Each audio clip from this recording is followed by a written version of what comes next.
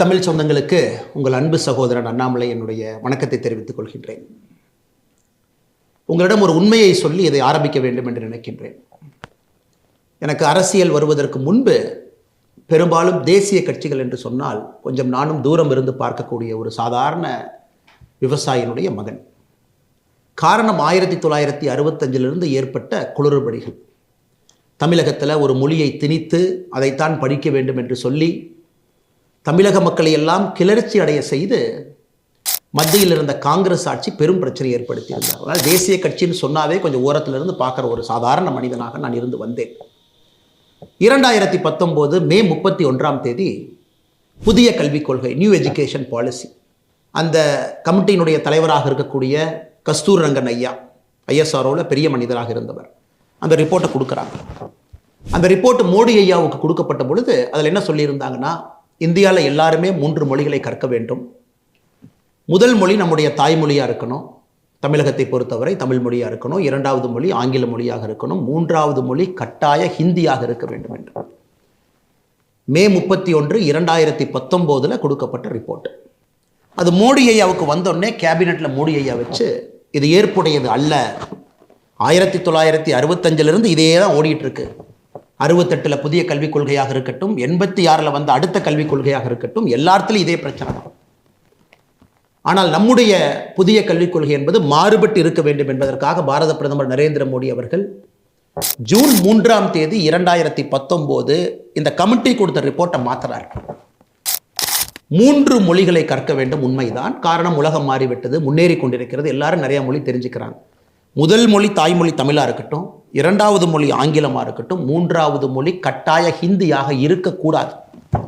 இந்திய மொழிகளில் உங்களுக்கு பிடிச்ச ஏதோ ஒரு மொழியை கற்றுக்குங்க. அதாவது ரிப்போர்ட் கொடுக்கப்பட்டது கட்டாய ஹிந்தி மொழி. காரணம் 68 அப்படித்தாங்க, அப்போ இருந்த கல்விக் கொள்கை அப்படித்தான், ராஜீவ்காந்தி ஐயா காலத்தில் வந்த 2வது கல்விக் கொள்கை அப்படித்தான். ஆனால் மோடி அவர்கள் அதை மாற்றி 3 மொழி கற்றுக்குங்க, தமிழ் மொழி கற்றுக்குங்க, ஆங்கில மொழி கற்றுக்குங்க, பிடிச்ச ஒரு ஹிந்தி மொழியை கற்றுக்குங்க, மலையாளம் கற்றுக்குங்க, தெலுங்கு கற்றுக்குங்க, கன்னடம் கற்றுக்குங்க, எந்த மொழி பிடிக்குதோ, ஹிந்தி பிடிக்குதோ அதையும் கற்றுக்குங்க என்று சொல்லித்தான் இது வெளியே வந்துச்சு. என்னுள்ள அது தனிப்பட்ட முறையில் ஒரு பெரிய ஒரு மாற்றத்தை ஏற்படுத்தியது. ஒரு மத்திய அரசில் இருக்கக்கூடிய பிரதமர், தமிழ்நாட்டை சாராதவர், குஜராத்தை சார்ந்தவர், 5 ஆண்டு காலம் வெற்றிகரமாக ஆட்சியை நடத்திட்டு 6வது ஆண்டில் அடியெடுத்து வச்சிருக்கிறாங்க 2019. அந்த மனிதர் எந்த அளவுக்கு யோசிக்கிறாருன்னா, ஹிந்தி தெரியாத மாநிலங்கள் எப்படி யோசிப்பாங்கிறது ஒரு பிரதமர் யோசிச்சு கொண்டு வர்றார். என்னை பிஜேபியில் இழுத்து என்னை ஒரு தொண்டனாக நான் இணைத்து கொண்டதற்கு பல காரணங்கள் இருந்தாலும் கூட இது ஒரு முக்கிய காரணம் என்னுடைய தாய்மொழி தமிழ் மொழிக்கு மோடி ஐயா மரியாதை கொடுத்துருக்கிறாங்க என்பது மிக முக்கியமான ஒரு காரணம். என்னை போல லட்சக்கணக்கான தொண்டர்கள், இளைஞர்கள், சகோதரிகள் எல்லாம் பாரதிய ஜனதா கட்சி இணைந்து கொண்டிருக்கின்றார்கள். காரணம், ஒரு தேசிய கட்சியாக இருந்தாலும் மாநில நலனை முன்னிறுத்தி அரசியல் செய்ய முடியும், ஆட்சி செய்ய முடியும் என்பதை 11 ஆண்டு காலமாக தொடர்ந்து நம்முடைய பாரத பிரதமர் நரேந்திர மோடி அவர்கள் நமக்கு காண்பித்துக் கொண்டிருக்கின்றார். ஆனால் இன்னைக்கு தமிழ்நாட்டில் பாருங்க என்ன அநியாயம் பண்ணிட்டு இருக்காங்க. அதே பழைய பஞ்சாங்கத்தை அப்படியே தூக்கிட்டு வர்றாங்க. 1965 பஞ்சாங்க மாடல், அந்த பஞ்சாங்கத்தை அப்படியே ஓப்பன் பண்றாங்க. ஐயோ, ஹிந்தி மொழியை திணிக்கிறாங்க, நாங்கள் ஆர்ப்பாட்டம் பண்ண போறோம். எப்படி ஹிந்தி மொழியை திணிக்கிறாங்க? ஹிந்தி மொழியை யார் திணிக்கின்றார்கள்? 3 மொழி படிக்க வேண்டும். காரணம், உலகம் ஃபுல்லாக படிக்கிறாங்க. தமிழ்நாட்டினுடைய ஸ்டாட்டிஸ்டிக்ஸை பாருங்க ஐயா. அரசு பள்ளியில் படிக்கக்கூடிய மாணவர்கள் 52 லட்சம், தனியார் பள்ளியில் படிக்கக்கூடிய மாணவர்கள் 56 லட்சம். தமிழ்நாட்டில் அரசு பள்ளியை விட தனியார் பள்ளியிலே மாணவ செல்வங்கள் அதிகமாக படிக்கிறாங்க, 4 லட்சம் பேர் அதிகம். தனியார் பள்ளியில் படிக்கக்கூடிய மாணவர்களும் ஸ்டேட் போர்டு சிலபஸ் இருக்கு, சிபிஎஸ்இ இருக்கு, ஐசிஎஸ்இ இருக்கு, ஐபி சிலபஸ் இருக்கு. இதெல்லாம் எடுத்து பார்த்தீங்கன்னா 30 லட்சம் பேர் சிபிஎஸ்இ, ஐசிஎஸ்இ, ஐபி இதுக்குள்ள வந்துகிட்டு இருக்காங்க. அப்படி என்றால் குறைந்தபட்சம் 30 லட்சம் மாணவர்கள் தமிழ்நாட்டில் 3 மொழி படிக்கிறாங்க. 3 மொழி படிக்கிறாங்க, தமிழ் படிக்கிறாங்க, ஆங்கிலம் படிக்கிறாங்க, 3வது ஏதோ ஒரு மொழியை படிக்கிறாங்க. ஏன் இவ்வளவு பேசுறாரே நம்முடைய கல்வித்துறை அமைச்சர் அன்பில் மகேஷ் பொய்யாமொழி அவர்கள், அவருடைய மகனே தமிழ் மொழிக்கு பதிலாக பிரெஞ்சு மொழியை படிக்கிறாரு பிரைவேட் ஸ்கூல். நம்முடைய பள்ளி கல்வித்துறை அமைச்சருடைய அவலத்தை நான் சொல்றேன். எப்பொழுதுமே தனிப்பட்ட ஒரு மனிதனை வெளியே கொண்டு வருவது என்னுடைய நோக்கம் அல்ல. ஆனால் இந்த நேரத்தில் நான் பேச வேண்டிய கட்டாயம், அவர் பிரெஞ்சு மொழி படிப்பது தப்பில்லைன்னு நான் சொல்றேன். பிடிச்ச மொழியை படிங்க, 3வது மொழி படிங்க. ஆனால் உங்கள் குழந்தை பிரெஞ்சு மொழி படிக்கணும் பிரைவேட் ஸ்கூலில். இந்த 52 லட்சம் பேர் அரசு பள்ளியில் தட்டு தடுமாறி அதில் லட்சக்கணக்கான மாணவர்கள் வெறும் மரத்துக்கு கீழே வெயில்ல உடைஞ்சு போன ஒரு பிளாக் போர்டை வச்சுக்கிட்டு குறைவாக ஆசையில் இருக்கக்கூடிய அந்த நேரத்தில் அவங்க படிச்சுட்டு இருக்கிறாங்க. இதை எப்படி ஏற்றுக்க முடியும்? முதலமைச்சர் ஸ்டாலின் அவங்ககிட்ட இருந்து ஆரம்பிச்சு கடைசி திமுக கவுன்சிலர் வரைக்கும் நான் சொல்றேன். நான் யாரும் எடுக்கல. திமுகவுடைய கடைக்கோடியில் இருக்கக்கூடிய கவுன்சிலர் வரைக்கும் குழந்தைங்க 3 மொழி படிக்கிறாங்க. பிரைவேட் ஸ்கூலுக்கு போறாங்க, படிக்கணும். ஏன்னா அவங்க படிக்கணுமா, வெளிநாட்டுக்கு போகணுமா, நல்லா சம்பாதிக்கணுமா, மல்டிநேஷனல் கார்பரேஷன்ல வேலை பார்க்கணுமா, சிவில் சர்வீஸ்க்கு வரணுமா, அரசியல்வாதிகளாக வரணும். ஆனா அரசு பள்ளியிலே படிக்கக்கூடிய 52 லட்சம் மாணவர்கள் நாம் என்ன பண்ணணுங்க? இவங்களுக்கு போஸ்ட் ஓட்டணும். இதான் அவங்க நோக்கம். தமிழ்நாட்டில் மொழியை வைத்து கல்வியை வைத்து 2 classes ஆஃப் பீப்புள், 2 தரப்பட்ட மனிதர்களை உருவாக்கிட்டாங்க. ஒருவன் மேல மேல போயிட்டு இருப்பான், கல்வி தகுதி குறைவாக கொடுத்து இன்னொரு தரப்பட்ட மனிதன் அவங்களுக்கு நம்ம பணி செய்யணும். கடையில் கை கட்டி நிற்கணும், வேலை பார்க்கணும், கூலி வேலைக்கு போகணும், தோட்டத்தில் வேலை பார்க்கணும். அவங்க ஒரு கம்பெனி நடத்தினாங்கன்னா டயரை உருட்டணும், வீட்டை சுத்தம் பண்ணணும், தெருவை சுத்தம் பண்ணணும், துப்புரவு பணியாளர்களாக வேலை செய்யணும். இதெல்லாம் நாம செய்யணும். ஏன்னா அரசு பள்ளியில் படிச்சுட்டாங்க, அவங்களுக்கு 2 மொழி மட்டும்தான் தெரியும். அந்த 2 மொழியும் உருப்படியா தெரியுதா? அடுத்த கேள்வி. தமிழை வைத்து அரசியலிலே தஞ்சம் அடைந்து பிழைப்பு நடத்தி கொண்டிருக்கின்றார்கள் திராவிட முன்னேற்ற கழகம். தமிழ் மொழியை வச்சு பிளப்பு நடத்துறாங்க. அவங்க நிலைமையை பாருங்க. இந்த ஆண்டு 2024 ஏசர் என்கின்ற அமைப்பு ஒரு லேர்னிங் அவுட்கம்ஸ், ஒரு மாநிலத்தில் படிப்பினுடைய தகுதி, கல்வித்திறன் எந்த அளவுக்கு இருக்குன்னு சோதிக்கக்கூடியது. மினிஸ்ட்ரி ஆஃப் எஜுகேஷன் அவங்க நடத்தக்கூடிய ஒரு ஆய்வு. நிறைய என்ஜிஓக்கள் சேர்ந்து அந்தந்த மாநிலத்தில் நடத்துகிறாங்க. தமிழ்நாட்டில் ஏசர். இதை தாண்டி எந்த ஒரு ஆய்வறிக்கும் இல்லைங்க சார், இல்லைங்க பெரியவர்களே, தாய்மார்களே. இந்த ஏசர் 2024 பாருங்க. 2ஆம் வகுப்பில் இருக்கக்கூடிய ஒரு தமிழ் பேரா கொடுக்குறாங்க. இதை படிக்கணும். எத்தனை மாணவர்கள் 2ஆம் வகுப்பில் படிக்கிறீங்க, எத்தனை மாணவர்கள் இதை 5ஆம் வகுப்பில் படிக்கிறீங்க, எத்தனை மாணவர்கள் 8ஆம் வகுப்பில் படிக்கிறீங்க. அவங்க கொடுத்த அந்த தமிழ் பேராகிராஃப் பாருங்க. ஒரு ஊரில் ஒரு ஏழை விவசாயி இருந்தார். அவரிடம் ஒரு பானை இருந்தது. அதில் அவர் தினமும் வீட்டிற்கு தண்ணீர் கொண்டு வருவார். ஒரு நாள் பானையில் ஒரு ஓட்டை விழுந்து விட்டது. என்ன செய்வதென்று யோசித்தார். அவர் தண்ணீர் கொண்டு வரும் பாதையில் பூ விதைகளை விதைத்தார். அந்த ஓட்டை பானையிலிருந்து ஒழுகிய நீரினால் அந்த விதைகள் செடிகளாக வளர்ந்தன, அழகான பூக்கள் மலர்ந்தன. இதுதாங்க ஐயா பேரா. இதை 2ஆம் கிளாஸில் இருக்கக்கூடிய text book, school text book, அதெடுத்து எல்லாத்தையும் படிக்க சொல்கிறாங்க. 3ஆம் வகுப்பில் எத்தனை பேர் அதை படிக்கிறாங்க? 3ஆம் வகுப்பில் படிக்கக்கூடிய நம்முடைய மாணவ செல்வங்கள் இந்த தமிழில் எத்தனை பேர் படிக்கிறாங்க? அந்த ஆய்வறிக்கையின்படி தமிழகத்தில் 87% குழந்தைகள் 3ஆம் வகுப்பில் இதை படிக்க தெரியல. 87% கிளாஸ் 3 படிக்க தெரியல. இதே உத்தரப்பிரதேசம், குஜராத், மகாராஷ்டிரா, பீகாரில் அவங்களுடைய தாய்மொழி ஹிந்தியை குடிச்சு, குஜராத்தியை குடிச்சு படிக்க சொல்கிறாங்க. இதே மாதிரி ஒரு பேராகிராஃப். ஸோ உத்தரப்பிரதேசில் எடுத்துக்கிட்டிங்கன்னா 27% படிக்கிறாங்க. அப்போ என்ன அர்த்தங்க? 27% படிக்கிறாங்கன்னா 73% படிக்க முடியல. தமிழகத்தில் 87% படிக்க முடியல. உத்தரப்பிரதேசில் 73% படிக்க முடியல. குஜராத்தில் 75% படிக்க முடியல. மகாராஷ்டிராவில் 63% படிக்க முடியல. பீகாரில் 80% படிக்க முடியல. 3ஆம் கிளாஸில் இருக்கக்கூடிய பையங்க அவங்க தாய்மொழியில் ஒரு பேரா படிக்கணும். தமிழகத்தில் 87% குழந்தைகள் 3ஆம் வகுப்பில் 2ஆம் வகுப்பினுடைய பாடப்புத்தகத்தில் இருக்கக்கூடிய நாம் படித்த இந்த தமிழ் பேராவை படிக்க முடியலைங்க ஐயா. சரி, இதே பேராவை 5ஆம் வகுப்பு குடிச்சு படிக்க சொல்கிறாங்க. 5ஆம் வகுப்பு அரசு பள்ளியில் இருக்கக்கூடிய மாணவனை படிக்க சொல்கிறாங்க. தமிழகத்தில் 5ஆம் வகுப்பு படிக்கக்கூடிய அரசு பள்ளி மாணவன் 63% பேர் அது படிக்க முடியும். 5ஆம் வகுப்பு மாணவன். இதை 8ஆம் வகுப்பு மாணவனை கொடுத்து படிக்க சொல்கிறாங்க. 8ஆம் வகுப்பு படிக்கக்கூடிய நம்முடைய மாணவ செல்வங்கள் 38% 2ஆம் வகுப்பில் எழுதியிருக்கக்கூடியதை படிக்க முடியலைங்கய்யா. இதான் நீங்கள் தமிழை வளர்த்துற லட்சணமா? இருமொழி கொள்கை தோல்வி அடைந்து விட்டது நீங்கள் ஒத்துக்க மாட்டீங்களா? இருமொழி கொள்கையில் ஜெயிச்சவை யாரு? திமுக காரன். ஜெயிச்சவை யாரு? திமுக காரன் கட்சியில் இருக்கக்கூடிய கவுன்சிலர்லேருந்து முதலமைச்சர் வரைக்கும் நீங்கள் ஜெயிச்சிட்டீங்க ஐயா. நீங்கள் நல்லா ஜெயிச்சிட்டீங்க. உங்கள் குழந்தைங்க எல்லாம் தனியார் பள்ளி 56 லட்சம் பேர்த்தில் எங்கேயோ ஒருத்தராக இருக்கிறாங்க. பிரெஞ்சு, ஜெர்மன், டச் எல்லாம் படிக்கிறாங்க ஐயா. சென்னையில் டச் எல்லாம் இருக்கு. டச்சு மொழியில் படிக்கிறாங்க.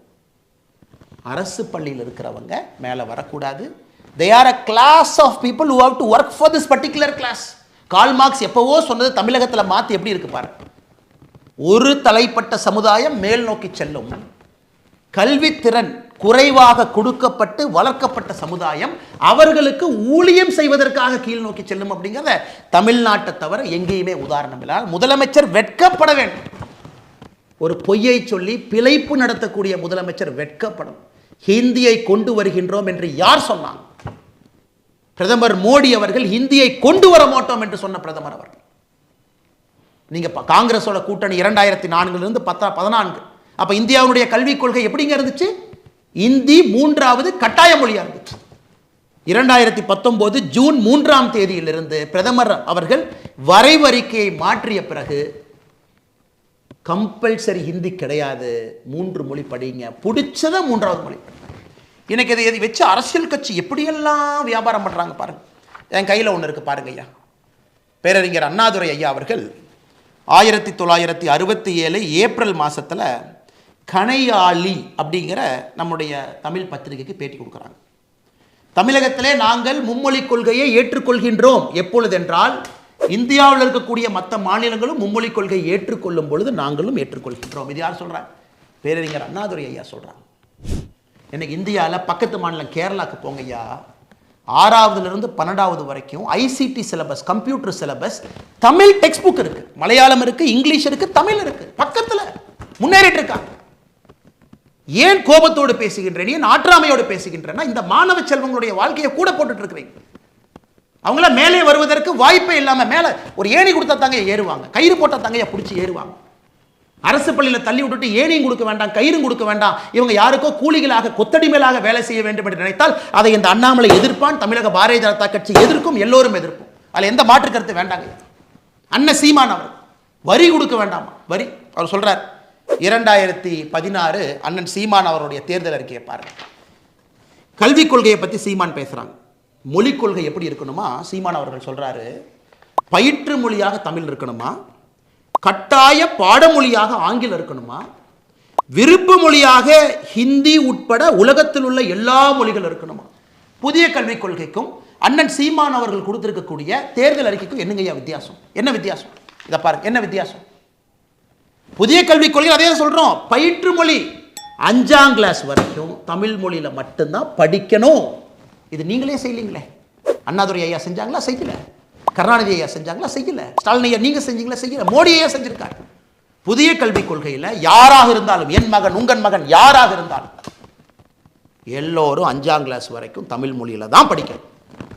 பிசிக்ஸ் தமிழ் மொழியில படிங்க, கெமிஸ்ட்ரி தமிழ் மொழியில படிங்க, எல்லாம் தமிழ் மொழி தான். 5ஆம் வகுப்பிலிருந்து 8ஆம் வகுப்பு வரை தமிழ் மொழியிலே படிப்பதற்கு முயற்சி செய்யப்படும். புஷ் கொடுக்குறாங்க, இங்கேயும் படிக்க வைங்க. அதுக்கப்புறம் அது ஆங்கிலமாக மாறலாம். ஆனால் 5th வரைக்கும் ஃபவுண்டேஷனல் லிட்ரஸி, அடிப்படை கல்வித்திறன் என்பது தமிழ் மொழியில தான் இருக்கும். இதை நீங்களே செய்யலையே, எதுக்கு புதிய கல்விக் கொள்கை எதிர்க்கிறீங்க? எதுக்கு இந்த டிராமா போடுறீங்க? அண்ணன் சீமான் அவர்கள் உங்க தேர்தல் வாக்குறுதியில் சொன்னதான் நாங்கள் சொல்லியிருக்கோம். பயிற்று மொழி தமிழ் 5ஆம் வகுப்பு வரை, கட்டாய பாடமொழி ஆங்கிலம் 5ஆம் வகுப்புக்கு மேலே வேணுமா வச்சுக்கங்க. நீங்க சொன்னதை தாண்டி நாங்கள் போறோம். நீங்களும் தமிழ் தேசியம் பேசுறீங்களே, தமிழ் தேசியம் சொன்னதை தாண்டி தேசியம் நாங்கள் பேசுகின்றோம் என்று. அதுக்கப்புறம் என்ன? விருப்ப மொழி, அதான் சொல்றோம் விருப்ப மொழி. 3வது மொழிங்கிறது விருப்ப மொழி. ஒரு சப்ஜெக்ட் எடுத்துக்கங்க, ஒரே சப்ஜெக்ட். மலையாளமா, மலையாளம் லாங்குவேஜ் 1 சப்ஜெக்ட். தெலுங்கா, தெலுங்கு லாங்குவேஜ் 1 சப்ஜெக்ட். ஹிந்தியா, ஹிந்தி லாங்குவேஜ் 1 சப்ஜெக்ட். அது விருப்ப மொழி. அதில் படிக்க மாட்டீங்க. 3வது மொழி என்பது ஒரு சப்ஜெக்ட் இருக்கும். எப்படி அன்பில் மகேஷ் பொய்யாமலை அவருடைய மகன் பிரெஞ்சு எடுத்து படிக்கிறாரோ, தமிழ்நாடு பள்ளி கல்வித்துறை அமைச்சர் பிரெஞ்சு எடுத்து படிக்கிறாரோ, அது மாதிரிங்க ஐயா. எத்தனை நாளைக்கு பொய்யை சொல்லி பிளப்பு நடத்தி மக்களை தீக்குளிக்க வச்சு அவங்கள சாவடிச்சு போஸ்டர் ஓட்டுறக்கும், கோந்து எடுத்துகிட்டு போகிறக்கும், தோட்டத்தில் வேலை செய்கிறக்கும், நீங்கள் போடுற பிச்சை காசை வாங்குறக்கும், க்யூவில் நிற்க வைக்கிறக்கும் எத்தனை நாளைக்கு அந்த பொழப்பு நடத்துவீங்க? அதனால் நாங்கள் சவால் விடுறோம். எல்லாரும் ஒரு பக்கம் நில்லுங்க. பாரதிய ஜனதா கட்சி நாங்கள் ஒரு பக்கம் நிற்கின்றோம். எல்லாம் நில்லுங்கய்யா, எல்லாம் நில்லுங்க. ஆண்ட கட்சிகள், ஆண்டு கொண்டிருக்கக்கூடிய கட்சிகள், ஆள நினைக்கக்கூடிய கட்சிகள், புது கட்சிகள் எல்லாம் நில்லுங்க. பாரதிய ஜனதா கட்சி தனித்து நாங்கள் ஒரு பக்கம் நிற்கிறோம், தமிழக மக்கள் பக்கம் நிற்கிறோம். எங்களுக்கு 3 மொழி வேண்டும், 4 மொழியும் வேண்டும், 5 மொழியும் வேண்டும். ஆனால் அரசு பள்ளியிலே படிக்கக்கூடிய 52 லட்சம் மாணவர்களுக்கு மட்டும் ஏன் 2 மொழி? 56 லட்சம் தனியார் பள்ளிக்கூட குழந்தைகளுக்கு, அதில் 30 லட்சம் பேர் சிபிஎஸ்சி, ஐசிஎஸ்சி, ஐபி, இவங்களுக்கெல்லாம் ஆல்ரெடி 3 மொழி படிக்கிறாங்க. என்னங்க ஐயா நியாயம்? எத்தனை பள்ளிக்கூடம் நடத்துறீங்க? அது பேசி பேசி பேசி பேசி காதில் புண்ணாயிருச்சு எல்லாத்துக்கும். திமுக காரங்க நடத்தக்கூடிய பள்ளிக்கூடம், நீங்கள் நடத்துகிற சிபிஎஸ்சி பள்ளிக்கூடம், அதில் நீங்கள் சொல்லிக் கொடுக்குற மூணு, அதுக்குள்ளே எனக்கு போவே விரும்பலை. எல்லாருக்கும் தெரியும் திமுக காரன் நடத்தக்கூடிய பிரைவேட் ஸ்கூலில் 3 மொழி, அதுவும் தமிழில் பேசினா ஃபைன் போடக்கூடிய ஸ்கூல் திமுக காரன் நடத்துறீங்க. இங்கிலீஷில் தான் பேசணும். அப்போ தான் அவங்கள பெரிய ஆட்களாக வருவாங்க. அதனால் முதலமைச்சர் மு.க. ஸ்டாலின் ஐயா அவர்களே, எதிர்க்கட்சி தலைவர் அண்ணன் எடப்பாடி பழனிசாமி அவர்களே, அண்ணன் சீமான் அவர்களே, அண்ணன் விஜய் அவர்களே, எல்லா தமிழகத்தினுடைய கட்சி தலைவர்களே நன்றாக புரிந்து கொள்ளுங்கள். உங்கள் குழந்தைங்க எங்கே படிக்கிறாங்கன்னு நெஞ்சத்தோடு சொல்லுங்கள். உங்கள் குழந்தைங்க எங்கே படிக்கிறாங்கன்னு வெள்ளை அறிக்கை கொடுங்க. நாங்கள் பாரதிய ஜனதா கட்சியில் எங்கள் குழந்தைகள் எங்கே படிக்கிறாங்கன்னு வெள்ளை அறிக்கை நான் கொடுக்குறேன். என் குழந்தை 2 மொழி கொள்ளியா, 3 மொழி கொள்ளியா, அரசு பள்ளியா, தனியார் பள்ளியா, ஏன் நான் சொல்கிறேங்க ஐயா, நீங்கள் சொல்லுங்கள். நீங்கள் சொல்லுங்கள்.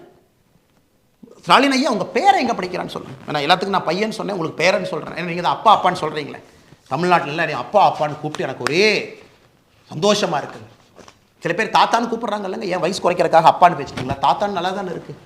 வயசானவங்களை ஜெனரலாக தமிழ்நாட்டில் தாத்தான்னு தானே கூப்பிடுவாங்க. அதனால் உங்களுடைய பேர குழந்தை எங்கே படிக்கிறாங்கன்னு சொல்லுங்கள். எந்த பள்ளிக்கூடத்தில் படித்தார், அவர் எத்தனை மொழி படித்தார், எங்கே படித்தார். ஃபுட்பால் விளையாடுறக்கு ஒரு யூரோப்பியன் நேஷன் போகிறாரு, தமிழ் மொழியை வச்சு சமாளிக்க முடியுமா? போதுமா? நம்ம ஊரில் நம்முடைய மொழியை கொடிப்பிடித்து நிற்போம், உயிரை கொடுத்து நிற்போம், உறுதியாக நிற்போம். தமிழ் மொழிக்கு அழிவு கிடையாது, எப்பொழுதும் அழிவு வராது. இந்தியாவில் எல்லாருமே 3 மொழி கொள்கைக்கு போயிட்டாங்க. ஏன்? பிரதான் அவர்கள் சொன்னதை, மத்திய அமைச்சர் சொன்னதை மாற்றி மாற்றி பேசுகிறேன். நீங்களே 2024 PM ஸ்ரீ பள்ளிக்கூடத்தை ஏற்றுக்கிறேன்னு நீங்கள் தான் சொன்னீங்க. சீஃப் செக்ரட்டரி கடிதம் போட்டார் இல்லைன்னு சொல்லுங்கள். சீஃப் செக்ரட்டரி முதலமைச்சர் ஸ்டாலின் ஐயா அனுமதி இல்லாமல் சீஃப் செக்ரட்டரி கையங்காலம் வந்துருச்சு, கடிதம் போட்டாரா? PM ஸ்ரீ பள்ளிக்கூடத்தை ஏற்றுக்கொள்ள வேண்டும் என்று சொன்னார். நல்லா புரிஞ்சுக்க. PM ஸ்ரீ பள்ளிக்கூடம் தமிழ்நாட்டுக்கு வேணும். ஏன்னா அவங்ககிட்ட அடிப்படை கட்டமைப்பு இல்லை, குழந்தைங்கள்லாம் மரத்து கீழே படிக்கிறாங்க. மாற்றி மாற்றி பேசாது. தமிழ்நாட்டுக்கு கல்வியில் என்ன பணம் மத்திய அரசு கொடுக்கணுமோ அது கொடுப்பாங்க. பிரதான் அவர்கள் சொன்னதை திருத்தி பேசாதீங்க, மாற்றி பேசாதீங்க. நீங்கள் கொடுத்த கமிட்மெண்ட்டை திரும்ப கேட்குறாரு. நீங்கள் தான் எழுத்துப்பூர்வமாக கொடுத்தீங்க. PM ஸ்ரீ பள்ளிக்கூடம் ஏன் வேண்டாம்னு சொல்கிறீங்க?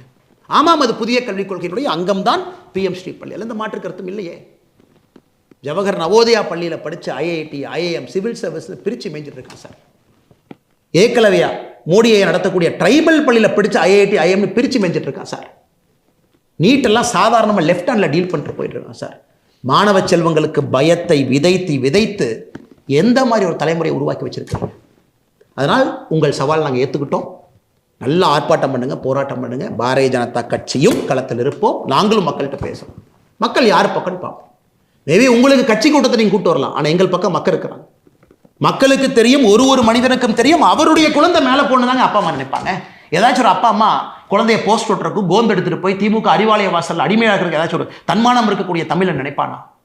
ஆனால் சவாலை நாங்கள் ஏற்றுக்கொண்டு விட்டோம். களத்தில் சந்திப்போம். நான் 3 மொழி கொள்கையை ஆதரித்து களத்தில் நிற்கப் போகின்றேன். பாரதிய ஜனதா கட்சி நிற்கும். எங்கள் தலைவர்கள் தொண்டர்கள் எல்லாம் நிற்பாங்க. பட்டி தொட்டி எல்லாம் எடுத்துகிட்டு போகிறோம். நீங்கள் 2 மொழி கொள்கையை பேசுங்க, ஆனால் உங்கள் குழந்தைங்க 3 மொழி படிக்கணும். அதையும் மக்கள் தோல் உரிச்சு பார்க்கத்தானே போகிறாங்க. அதனால் பேசக்கூடிய அரசியல் தலைவர் முதல்ல இது பேசுறதுக்கு முன்னாடி நீங்கள் யார், உங்களுக்கு எத்தனை குழந்தைகள் இருக்கிறாங்க, எத்தனை பேர் தனியார் பள்ளியில் படிக்கிறாங்க, எந்த மொழியில் படிக்கிறாங்கன்னு சொல்லிட்டு பேசுனா அந்த டிவியில் பார்க்கக்கூடிய அன்பு சொந்தங்களுக்கு தெரியும் யார் உள்ளத்திலிருந்து பேசுகிறாங்க, யார் போய் பேசுகிறாங்க. இது சற்ற நீண்ட ஒரு காணொலியாக இருந்தாலும் கூட இது ரொம்ப முக்கியமான ஒரு காணொலிங்க. கண் முன்னால் நம்முடைய இளைய சமுதாயம் அழிவதை நம்மால் ஏற்றுக்கொள்ள முடியாது. அதனால் என்னுடைய அன்பு தமிழ் சொந்தங்களுக்கு மறுபடியும் என்னுடைய பணிவான வேண்டும்.